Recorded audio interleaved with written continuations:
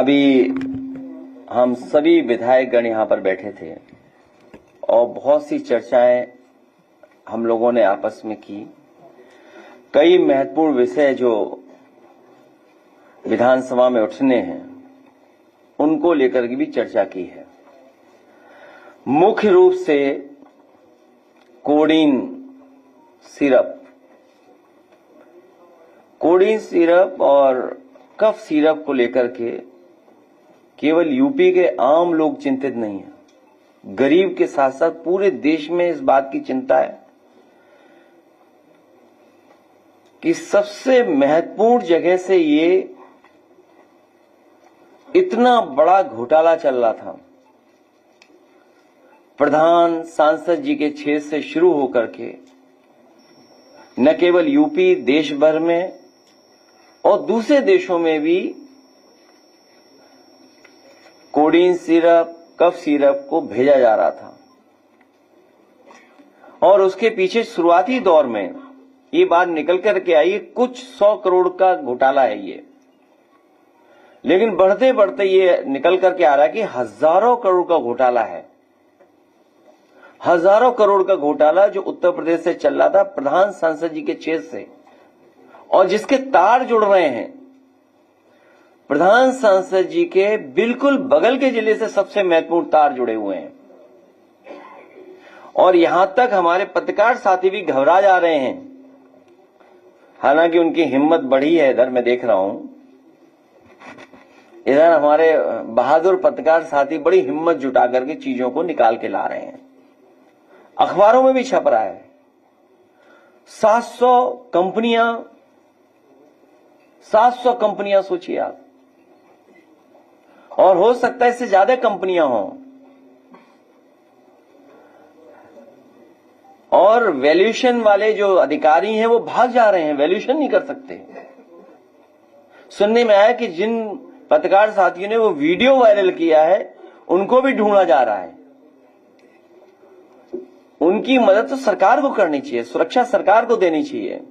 मुझे तो याद है कि एक हमारा बहुत ही जिम्मेदार पत्रकार साथी जिसने स्टोरी की थी और जिस स्टोरी को मैंने यहां प्ले किया था, और इसलिए भी प्ले करना जरूरी था कि बहुत सारे हमारे पत्रकार साथी निष्पक्ष होकर के जनता की सेवा और जनता की मदद करना चाहते हैं, लेकिन उनके ऊपर कई तरह के दबाव आते हैं, जान को खतरा आ जाता है, जिसकी वजह से सच्चाई जानते हुए भी सच्चाई नहीं दिखा पा रहे हैं। और उस दिन भी मैंने मांग की थी कि वो प्रतिष्ठित चैनल के जो हमारा पत्रकार साथी है उसको सुरक्षा दी जाए। अमूमन हम लोगों ने देखा है कि कोई घटना हो जाए बुलडोजर चल जाता है, बुलडोजर तैयार रहता है। इस बार पता लग रहा है कि मुख्यमंत्री जी का ये जो खिलौना बुलडोजर है इसका ड्राइवर भाग गया है, चाबी खो गई है लगता है इसकी, चलने के लिए ईंधन नहीं है उसमें, कि आखिरकार है कहां वो बुलडोजर। और मैं डेटा के साथ कहता हूं 22 या 24 जगह बुलडोजर चला है। हमारे पूर्व मंत्री जी भी अभी बता रहे थे, अम्बेडकर नगर में एक का घर गिरा दिया, और घर गिराने पर जो अनलॉफुल थिंग है, मतलब लीगली राइट नहीं है, तो अब सब प्रशासन लगा हुआ है समझौता करने में। और याद होगा महाराजगंज में चीफ जस्टिस ऑफ इंडिया ने कहा कि दोषी लोगों के खिलाफ कार्रवाई के साथ साथ जो नुकसान हुआ है 30 लाख की वो भरपाई की जाए। लेकिन यहां जब हजारों करोड़ का मामला है वहां पर सरकार चुप है, और 22 या 24 जगह बुलडोजर चला है पूरे उत्तर प्रदेश में बड़ी बड़ी घटनाओं में। उसमें 22 लोग पीडीए के लोग हैं, 22 लोग पीडीए हैं जिनके ऊपर बुलडोजर चला है। 24 में 22 लोग पीडीए हैं। और कोडीन सिरप में, कफ सिरप में जिन एसटीएफ को जिम्मेदारी मिली है ढूंढने की, वो सब एसटीएफ के लोग मिले हुए लोग हैं। और एक ही जिले के सबसे ज्यादा एसटीएफ होना, उन्हीं से जांच कराना, क्या निष्पक्ष कार्रवाई होगी? ये सरकार कफ सिरप के लोगों के साथ मिली हुई है। गरीबों को इन्होंने और गरीब बच्चों को इन्होंने ऐसा कफ सिरप दिया जिससे कई जगह जान गई है। जब हम लोग जानकारी करते हैं, अखबारों में पढ़ते हैं, और ये हमारे क्षेत्र में कॉन्स्टिट्यूंसी हमारी है, वो हिस्सा है, वहां भी बच्चों की जान जा चुकी है। और जो डॉक्टर्स हैं वो तैयार नहीं है कहने के लिए, क्योंकि उन पर भी दबाव है नौकरी का। वो जानते हुए भी सच स्वीकार नहीं कर रहे हैं कि इस कफ सिरप की वजह से ही जान गई है। 2 बच्चों की जान गई है अभी हाल में जो आई बात। तो ये सरकार जानबूझ करके अपने लोगों को बचाने का काम कर रही है। एसआईआर में दबाव बनाया जा रहा है। मुख्यमंत्री जी जहां जा रहे हैं वहां अधिकारियों के कान में बता रहे हैं कि समाजवादियों का वोट काट दो। समाजवादी अगर इनके जो, क्योंकि नौकरी रोजगार तो यहां दे नहीं पाए, तो बहुत सारे समाजवादी परिवार के लोग विदेशों में हैं, कान में कह के आए हैं मुख्यमंत्री जी कि इनका वोट कटना है, कोई न कोई कमी निकालिए, नोटिस भी मत भेजिए, इनके वोट काटिए। और इसलिए वोट काटने के लिए कह रहे हैं क्योंकि आंकड़े हम पर तो आए नहीं, अभी हम लोगों को आंकड़े तो मिले नहीं। ये मुख्यमंत्री जी को कैसे पता लग गया कि 4 करोड़ उनके वोट कट गए? सब बीजेपी के पास आंकड़े पहुंच गए हैं। सुनने में आ रहा है कि रात में बैठ करके उनके विधायक, बीजेपी के नेता लोग, प्राइवेट कंपनियां के वोट कैसे बढ़ाया जाए, वोट को बराबर कैसे किया जाए कि 4 करोड़ वोट कट गए। सोचो, मुख्यमंत्री ने स्वीकार किया कि 4 करोड़ वोट उनका कट गया है। उन्हें कैसे पता उन्हीं का कट गया है? और अगर 4 करोड़ वोट कट गया तो हिसाब किताब हमने लगाया कि 4 करोड़ के वोट को भाग दे दें अगर हम 403 विधानसभाओं से, तो बीजेपी का 84,000 वोट कट गया है।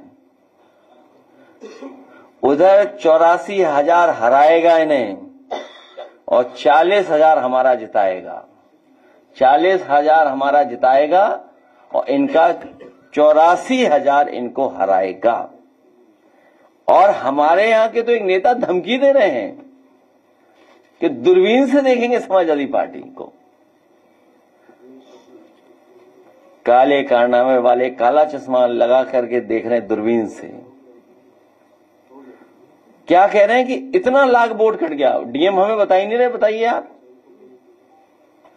बताइए। डीएम ने हमें नहीं बताया, उन्हें बता दिया कब?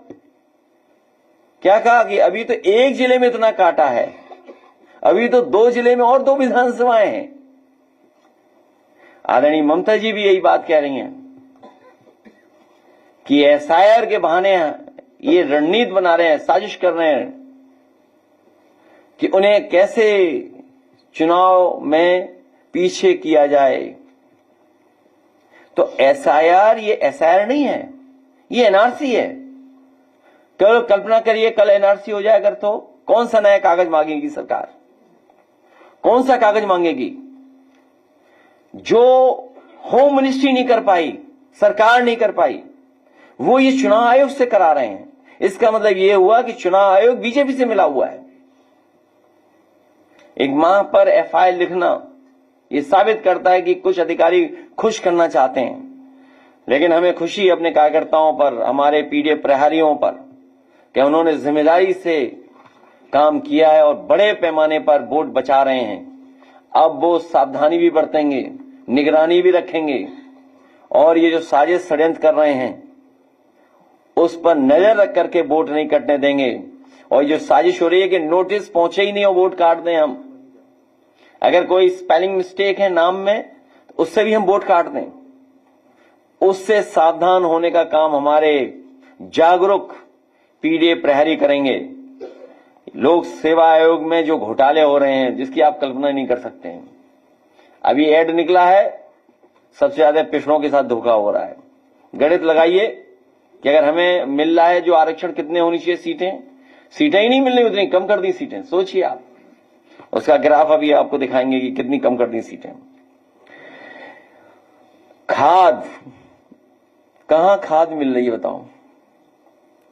कितने महीनों से किसान लाइन में खड़ा है बताइए, कितने मौसमों में खड़े रहे वो लोग। अगर कहीं खाद मिल रही हो तो बताएं, क्या तैयारी है इनकी खाद की? खाद की क्या तैयारी है इनकी? ये हमारे विधायकगण पूछेंगे, सरकार भागना चाहती है, खाद पे जवाब नहीं देना चाहती है, इसीलिए उन्हें वंदे मातरम में याद आ रहा है। धान खरीद, और धान खरीद के साथ साथ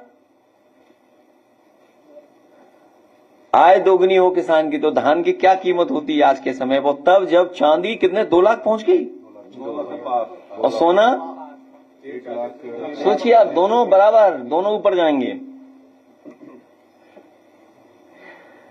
बेरोजगारी बड़े पैमाने पर है, बढ़ती चली जा रही है। महंगाई की क्या तुलना करेगी? तमाम सवाल हैं।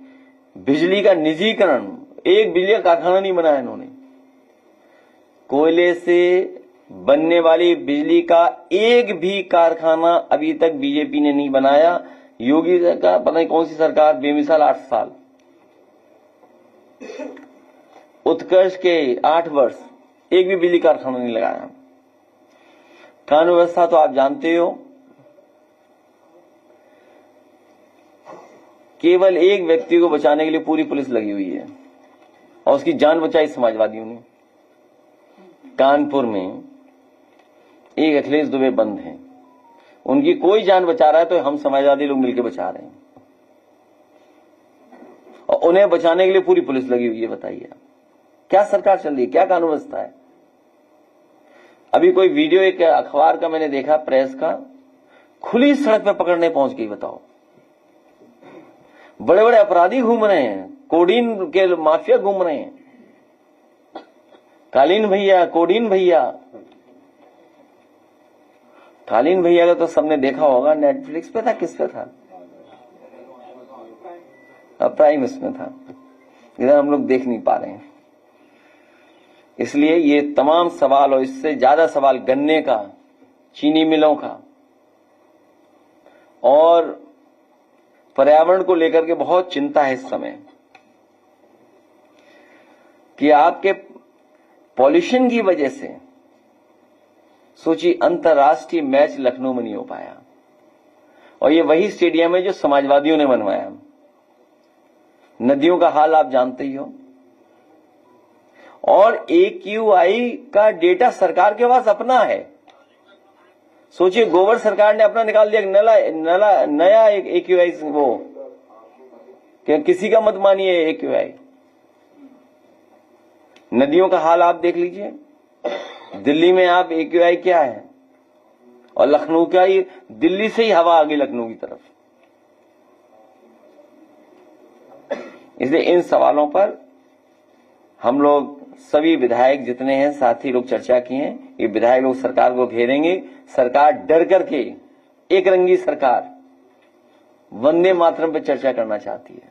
जब लोकसभा में वंदे मातरम की चर्चा हो गई तो एक रंगी लोग क्या नई चीज बताएंगे, जिन्होंने कभी तिरंगा नहीं लहराया, न आजादी से पहले गाया वंदे मातरम, न आजादी के बाद गाया। ये केवल इसलिए कि ध्यान हटा दें जनता का। ये इमोशन से सरकार चलाना चाहते हैं, इमोशन से।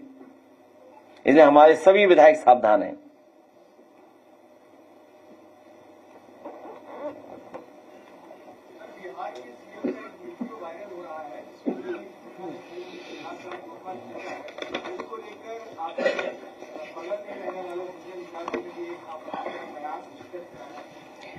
बहुत दुखद घटना है और दुनिया में इसकी निंदा हुई है। केवल भारत में ही नहीं, दुनिया में निंदा हुई है। ऐसा व्यवहार किसी को नहीं करना चाहिए। और जहां तक दूसरे व्यक्ति का नाम ले रहे हो, उसको तो मुख्यमंत्री जी ने कहा होगा, जाओ ये कही जाके। वो बात मैंने कह दी कि निंदा है, निंदा, इतना व्यवहार इस तरह का नहीं होना चाहिए।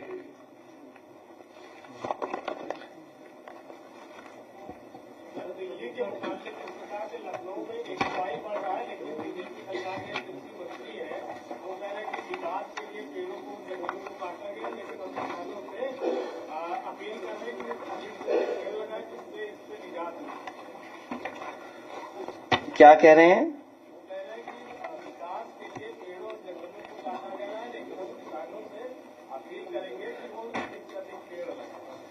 मुख्यमंत्री जी AQI जानते नहीं है। आपको ये पूछना चाहिए AQI, मुख्यमंत्री जी क्या है AQI है, क्यों गड़बड़ हो रही है। और तभी प्रेस नोट देना पड़ा सरकार को कि आप कोई और प्लेटफॉर्म पे जो AQI आ रहा है उसको स्वीकार मत करिए, सरकार का डेटा मानिए। कैसे कलेक्ट कर रहे हैं डेटा ये, और पेड़ काटने वाले कौन लोग हैं। ये तो सामान्य तुमने 2-4 चीज देखा होगा, लेकिन हमें खुशी इस बात की कि लखनऊ के किसी कोने में चले जाएं, खासकर इस हिस्से में, जिस हिस्से में हम लोग खड़े और बैठे रहते हैं, आजकल ट्रीज फ्लावर कर रहे होंगे पर्पल कलर का, चाहे लामाटियन हो, लोहिया पथ हो, आपका हजरतगंज की तरफ का रास्ता हो, विक्रमादित्य मार्ग हो, या आपके गवर्नर हाउस के पास हो, और या आप चले जाएं जो आगे की तरफ फैजाबाद रोड की तरफ, या आप पार्क देखें, आप जनरेशन पार्क देखें, लोहिया पार्क देखें, तो ये समाजवादियों की देन है जिसकी वजह से इतनी अच्छी फ्लावरिंग ब्लूम आप देख रहे हो लखनऊ में। जहां तक पेड़ काटने का सवाल है, बीजेपी की सरकार ने बड़े बड़े जंगल काट दिए हैं छत्तीसगढ़ में।